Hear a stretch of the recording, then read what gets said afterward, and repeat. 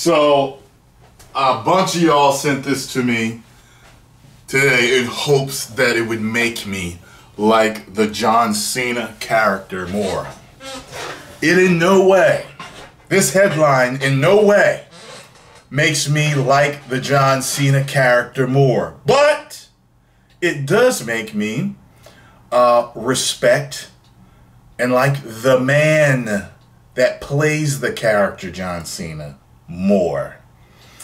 And it actually surprised me. It says John Cena wants to bring cursing and blood back into WWE.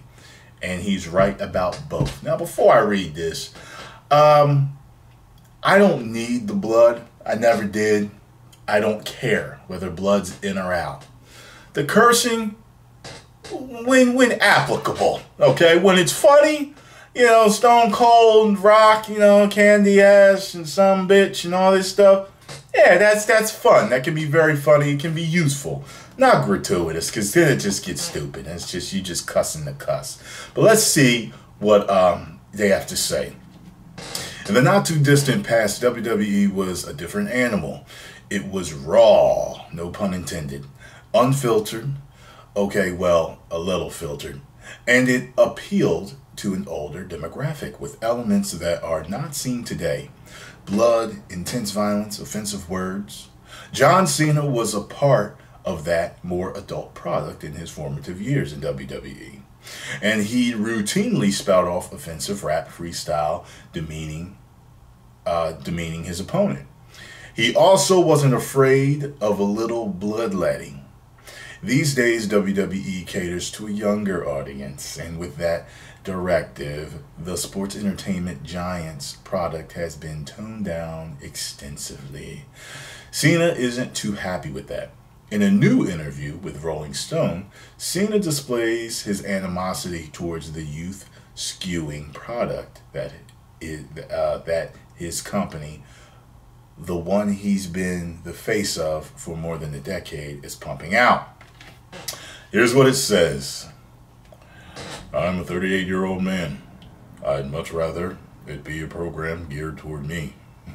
So I was trying to read, like, whether that's TV 14 or sometimes even more graphic than that, which is what I like. For one thing, profanity brought fire out of people with personalities that backed the language.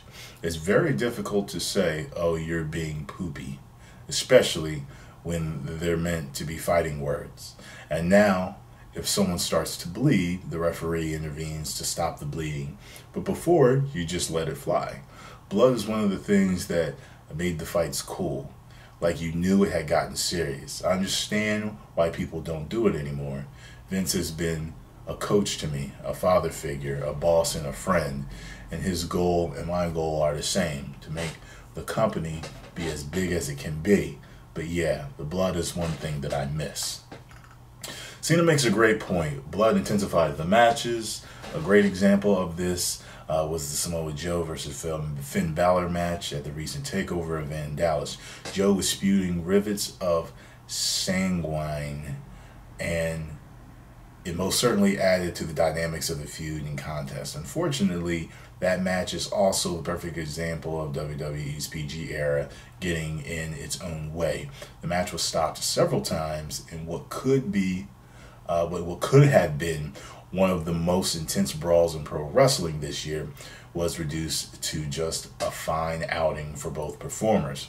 There was once a time when Ric Flair would bleed during almost every one of his matches, and Steve Corino after him.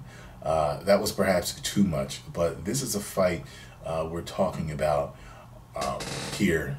Pro wrestlers aren't going into a ring to play hopscotch. A good curse word or two, if used correctly and sparingly, see, that's what I said, this at the same time can be said about the table spots. Also intensifies a battle of the words, much in the same way bloodletting enhances the in-ring product.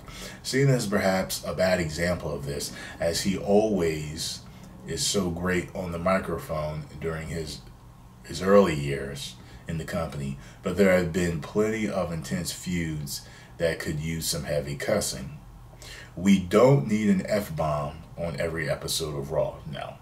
But even a bleeped out F-bomb would serve as a great reminder that pro wrestling is meant to be real, even though it's not.